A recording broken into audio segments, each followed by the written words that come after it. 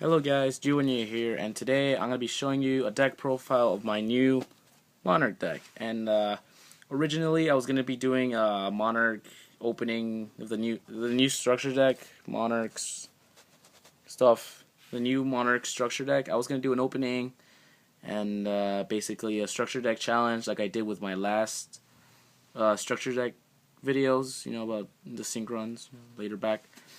But I kind of ran out of time and, never had a chance, and I've already made my deck, so yeah. So just going to show you what cards I made. And I put in, my own little bit of style in it.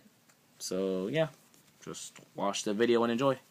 Now, first of all, you're going to need 3 tokens, These, let me just focus so you get a good picture of these. Now, these 3 tokens are, basically the life and soul of the deck. You can't do anything without these tokens, alright?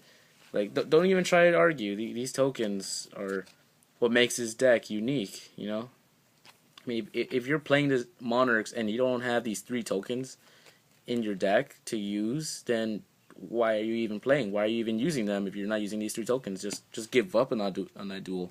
Stop using them. Yeah, it's the only way you can win. 3 tokens. Yeah. So anyways, now going to the second most important cards in the deck, other than the tokens, are 3 Erebus. Now this one gets rid of opponent's cards, and it's pretty good. Like him. Then next, what you want is his little Squire, Eidos, the Underworld Squire, because he sets up he just normal summon him or special summon him, then you can tribute summon additionally. So that's pretty cool, pretty good. Can't speak today, God. Then what you want are 2 Ethers. I can't read that well. Jesus. Can't read. Ether, the Heavenly Monarch. Basically what she does is that she allows you to bring out Erebus or another Monarch, and then they go back to your hand during the end phase. Now next is Edea, the Heavenly Squire. What she does is that when she's normal or special summoned, you bring out another Monarch. No, not Monarch. One of the Squires, one of the little guys, for a summon. Especially, she works a lot with Eidos in order to, bring out one of the big guys or something, good. And next is Caius, the Shadow Monarch, who can banish cards on the field, and if it's a dark monster, deal 1000 damage to the opponent, which is pretty good. I like Caius. Next is Mithra, the Thunder Vassal. What she does is that she brings out your unstoppable tokens. Yeah. And she also sets up for tribute summon, like all of these little vassals or squires, Next up is Landrobe, the Rock Vassal, who can bring himself out really easily. Just do that, summon him up. Mobius, the Frost Monarch, gets rid of your opponent's back row, as in spells and traps, for those who don't know Yu-Gi-Oh lingo. Yeah. Next up is Thestalos, the Firestar Monarch. What he does is he discards 1 random card from your opponent's hand. If it's a monster, you deal damage. Pretty good to get rid of, hand traps. Pretty good.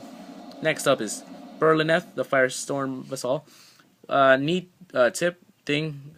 fact, is that I couldn't pronounce his name for a long time. I kept screwing it up, and I've been calling him something else for a long time. I never really pronounced it well, and I finally did. Yay. Accomplishments. Next up, what you want is this gold rare Ryza, the Storm Monarch. Now, what this does is, gets rid of cards on the field, and it, basically blocks your opponent from doing something, or from getting something good the next turn.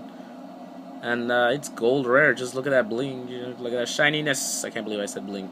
Damn it. I feel old. It's pretty good. Next up is not the Monarchs, but basically others. You got 1 Majesty's Fiend. What he does is that he can negate card effects on the field. Now, shout out to one of my friends for telling me this was a good card, even though he wanted me to trade it. I'm sorry, friend, if you're watching. I'm sorry. But, keeping it. If I find another one, I will trade it to you. I swear. Now, next up is a monster named Wing Karibo level 9. I got this card in the manga, and this is my only excuse to be using him in a game. He can banish spell cards when they're sent to the graveyard, and he gains attack equal to the spell cards in your opponent's graveyard. And he kind of sets up for summon. He does, really, you know. Basically, he goes into the thing where all these cards mess with your opponent in their own unique way, and this one does it in a unique way. You can really mess up a person or a duelist, or whoever, who's using, you know, a spell-based deck. You just ruin his strategies. Yeah, get defeated by Wing Karibo, level 9. What a shame. Next up is Rainbow Karibo to stop attacks. And then you got Battle Fader to stop attacks. And that rounds up the monsters side. Get out of here. Except the tokens. The tokens will forever stay here. I just freaking love these tokens. God. Can't get enough. And then you got 3 Pantheisms of the Monarchs. Basically, you discard cards and you add cards to your hand. Yeah. Cool. Then you activate the effect of Tenacity, the Monarchs, in order to add cards to your hand. Same. These 6 cards simply have so much speed in the deck, you know. That's why it's so good to have 3 of them, you know. Next up is Domain of the True Monarchs. Now, shout out to the same friend, because when I played him, I found out this card was pretty amazing. If you want to pause the video and read it, then you can. But basically, it just locks down your opponent and makes your cards better. I mean, I'm stupid for not reading the card effect well and noticing that it was a pretty good card. Damn. So yeah, thanks to my friend, and yeah, thank you. You know who you are. I don't know what to call you in online, so shout out to my friend. You know who you are. So next up is March of the Monarchs. Basically protects your monarchs from card effects or being targeted. You know, pretty good. Then you got 1 Return of the Monarchs. You have so many cards that add so much speed, and then more on the way in my deck right now. More. That one's just keep it at 1 for me. Yeah. Next up, you got 2 Monarch Stormfront to tribute your opponent's monsters, and that's always a good thing. Get rid of your opponent's monsters, and then yeah. That's basically it. Get rid of your opponent's monsters. Next, you got 2 Pot of Dualities. Most of it, I've been hesitant to use Pot of Duality in my decks because it stops me from special summoning, and that's one of the main things you do in many decks is special summon. But this deck, especially if you get Eidos, you can survive or you can do well without special summoning. So yeah, keep it at 2. Because just like I said, there's so much. Next up, you got 1 for 1.